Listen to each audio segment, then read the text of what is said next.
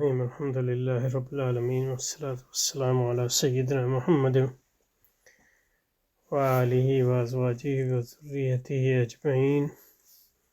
We are continuing reading of Allama Iqbal's Reconstruction of Religious Thought in Islam. There's no doubt that the treatment of religious experience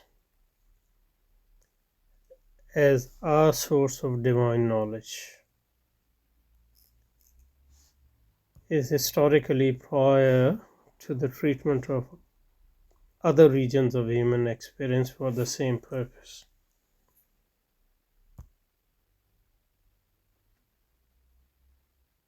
Okay, let's spend some time on unraveling this. It's a bit cryptic. So, religious experience, what does he mean by religious experience?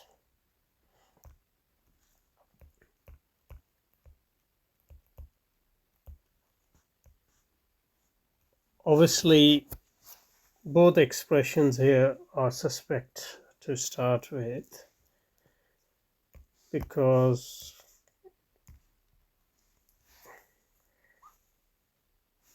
religion, at least in English language, especially since Renaissance, has a specific meaning.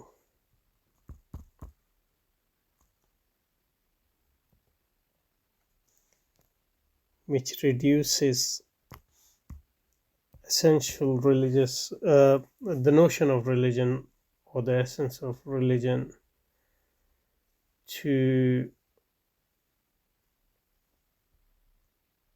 a relationship between self and self in its pure inwardness,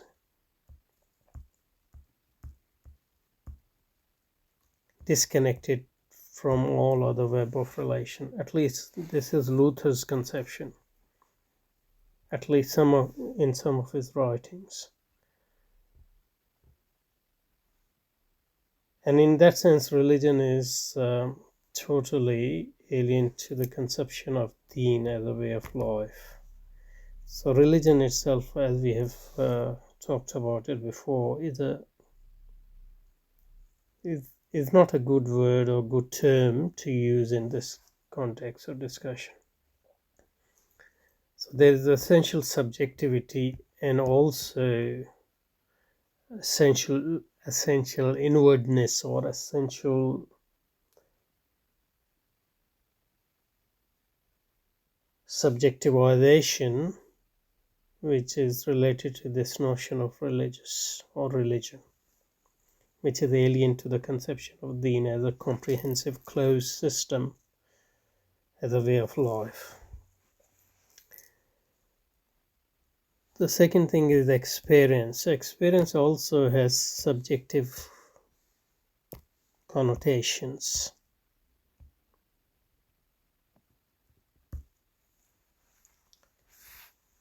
But setting this aside, we can say that by religious experience,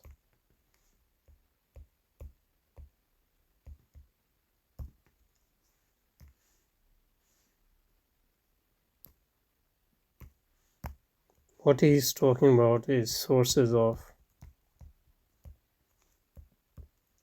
religious knowledge.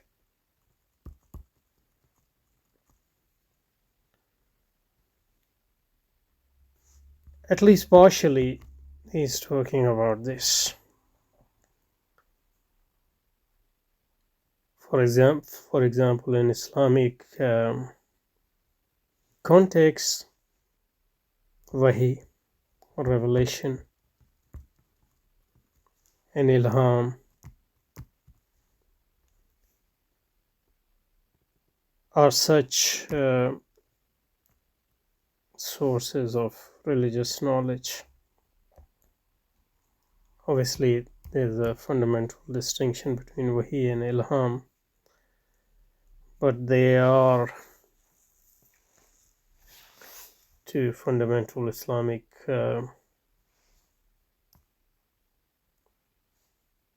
recognized sources for the knowledge of ultimate reality.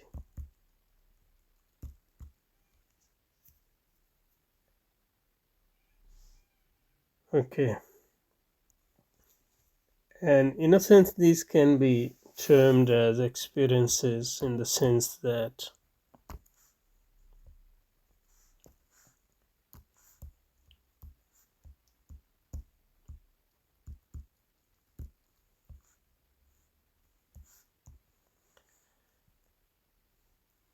a person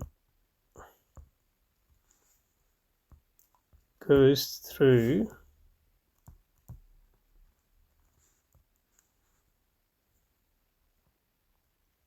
a certain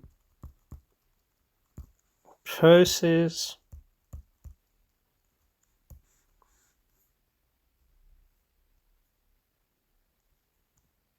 then he is involved or engaged in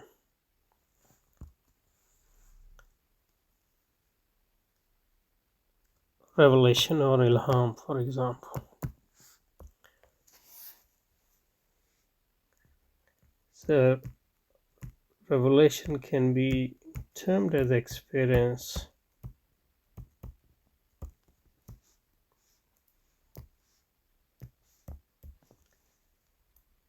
because the person who receives revelation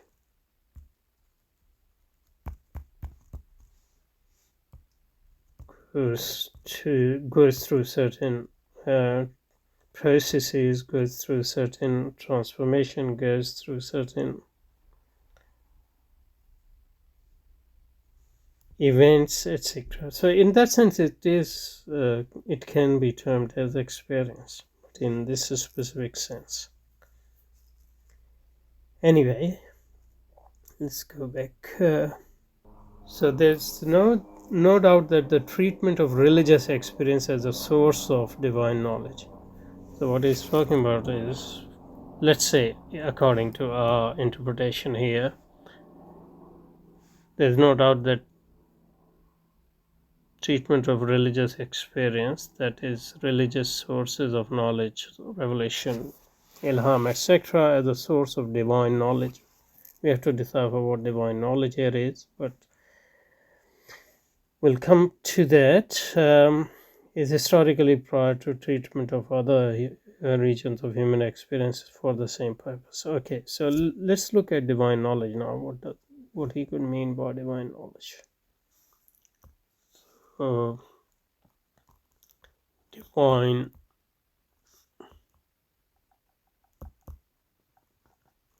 knowledge can mean a few things.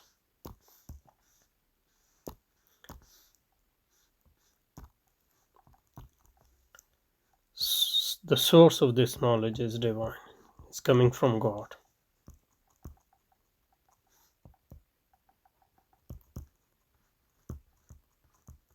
So even though it's a knowledge which a human is receiving, it's not a human knowledge. Its source is not human. Its source is divine. It's a knowledge given to you in this specific sense, in this direct sense. Otherwise, human knowledge is also given by God. But in this specific sense, that the actual knowledge is not attained by human through his or her own effort, but God has given it to him or her. So this is the first meaning of divine knowledge, that the source of knowledge is divine.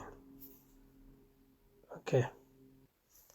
It can also mean, divine knowledge can also mean it's knowledge about divine.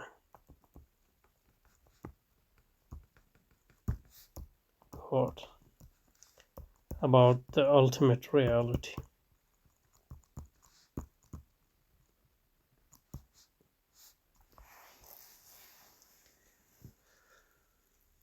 So that's the second meaning of.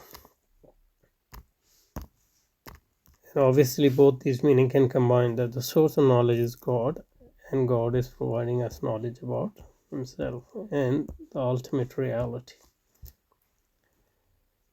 the reality beyond the reality, human reality, or the reality we experience through human sources.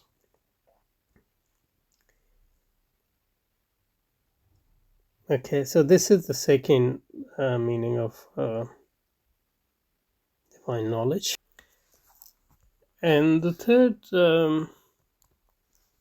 meaning of divine knowledge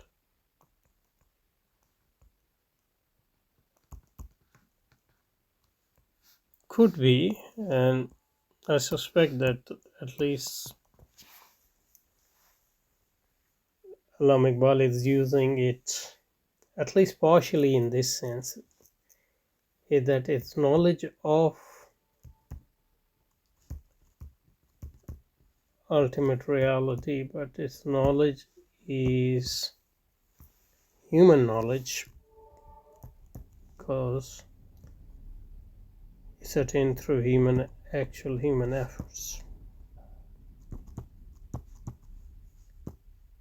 So in that sense, it's no different from other sources of human knowledge. It's just that it's more extraordinary, but it's not different in kind from other human sources of knowledge. It's extraordinary in the sense that it requires much more effort, or it requires specific circumstances, or it requires specific personalities, maybe. So that's the third possible meaning of divine knowledge with relation to religious experience. In these two senses, only first two senses are Islamically sound, because revelation in Islamic sense is something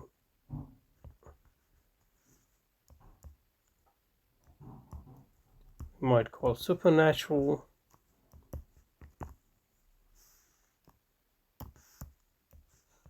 extraordinary,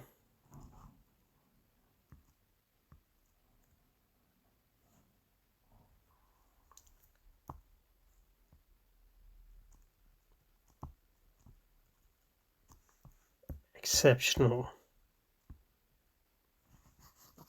transcendent, which is qualitatively different from human knowledge. And strictly speaking, it's not experience, it is reception.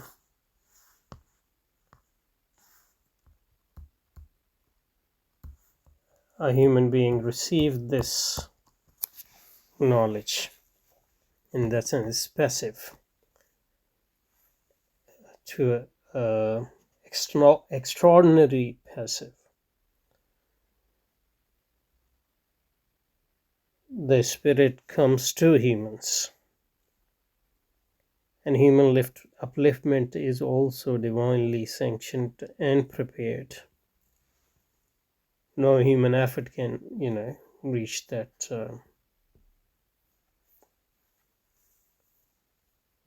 station. Ilham, on the other hand, human effort might be involved. So in that sense, revelation is totally different from the at least third meaning.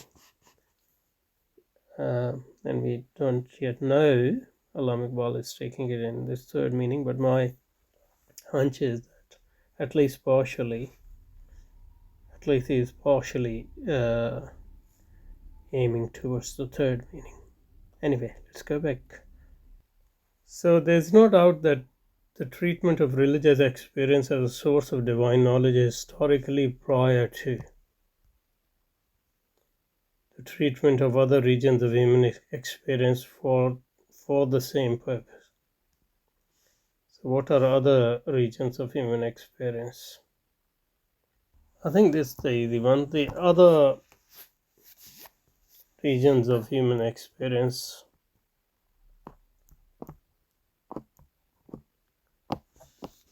I think what he means is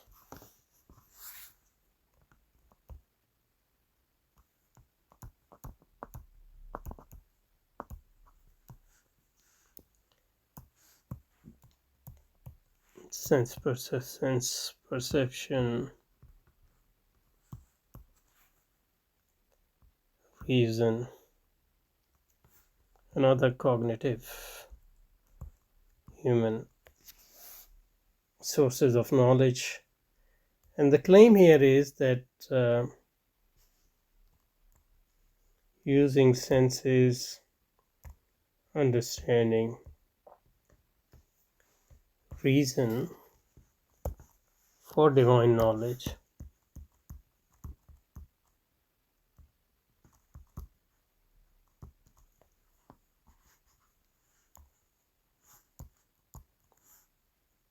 comes after using, for example, revelation and ilham as the source of divine knowledge, historically prior. So this is historically prior, and he says there's no doubt about that. But obviously he hasn't given any reason for that.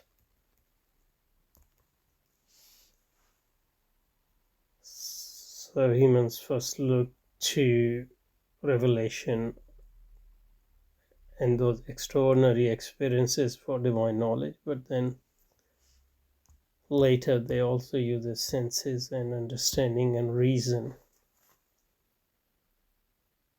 for divine knowledge.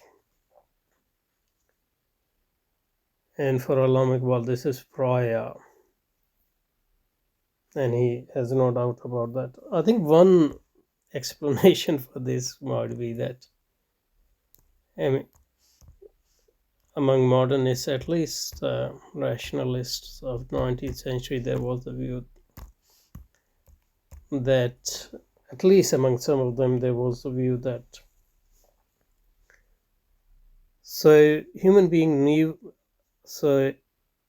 human history is seen as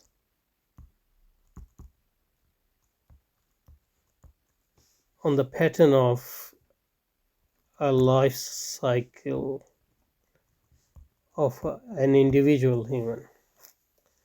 So like individual human goes through childhood and then middle age and then maturity and then old age, human history is like that too. Humans were childlike and mature, then they move to maturity. And when they were childlike, for example, Kant says that they looked for heaven for